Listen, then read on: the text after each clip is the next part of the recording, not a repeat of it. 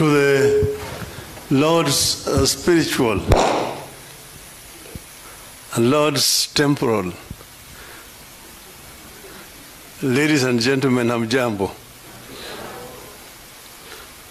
Kwanza nataka kutoa shukrani kwa kanisa kwa kazi ambayo wanafanya kawaida na siku ya leo, na pili kwa marafiki ambao wamefika hapa siku ya leo kwa ibada ya heshima ya ndugu yetu Jakoyo Midiwo.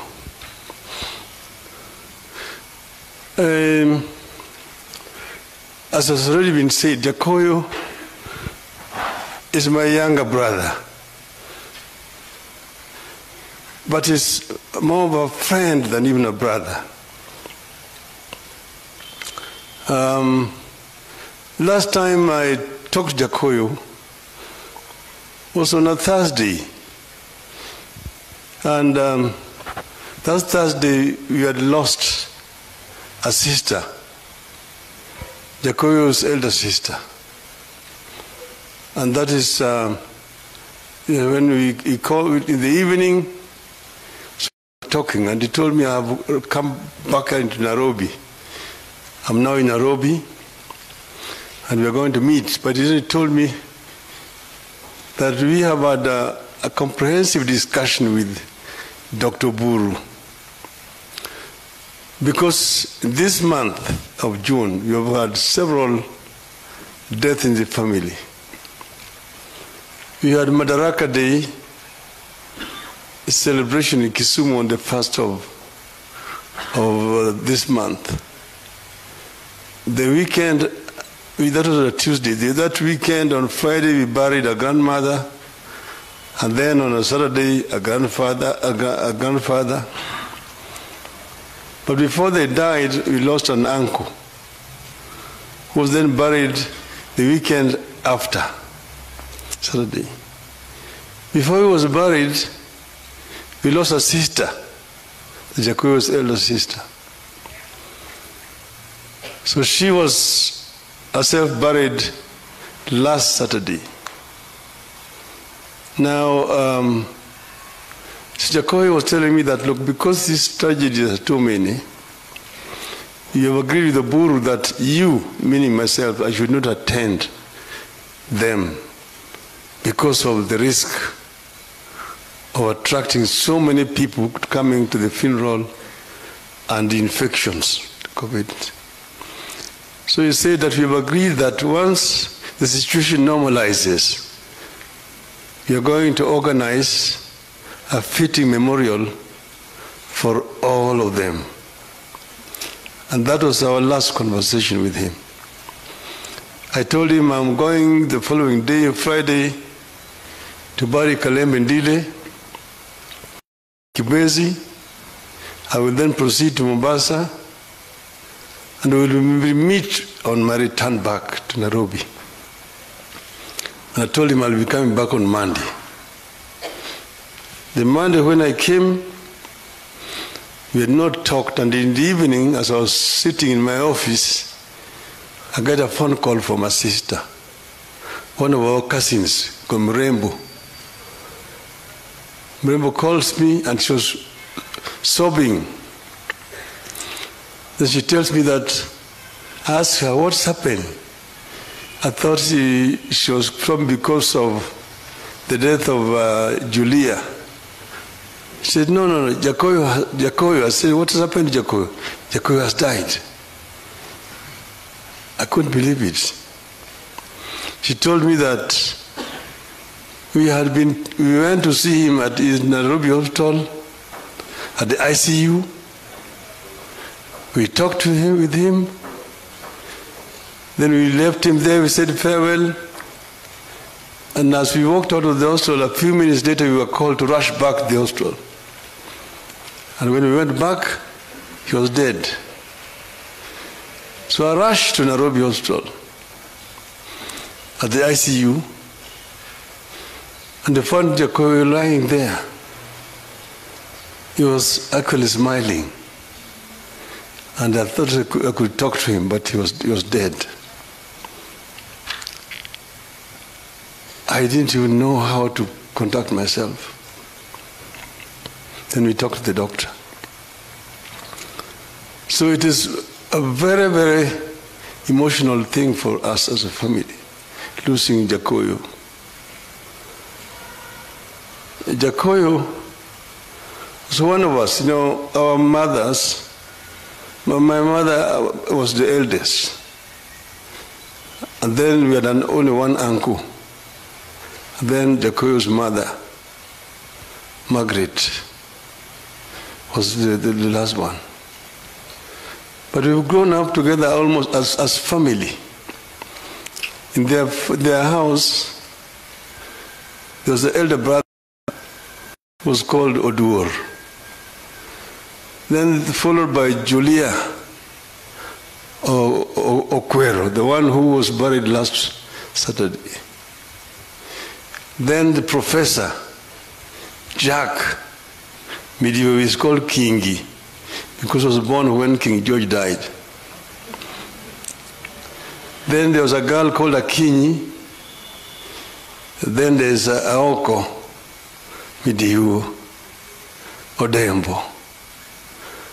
Then thereafter there's Jalango.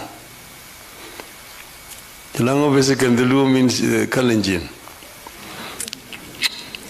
Then there was the Jakoyo. And then after that there was the late Akoth. They were 8, we were 9. But our uncle had 30. Because he said he was the only son, he wanted to make up for what his father did not get. So our uncle had 3 wives. The first wife gave birth to 12 children. 6 boys, 6 girls. The second wife gave birth to 10 children. 5 boys, 5 girls. The third one gave birth to 8. 4 boys, 4 girls. So we ended up with 30 children, 15 boys, 15 girls. That was our uncle, who followed the tradition of our grandfather, was a great soccer player.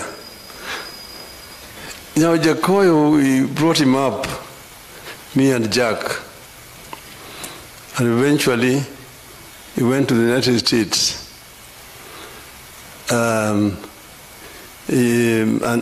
studied the way it's written there in his obituary.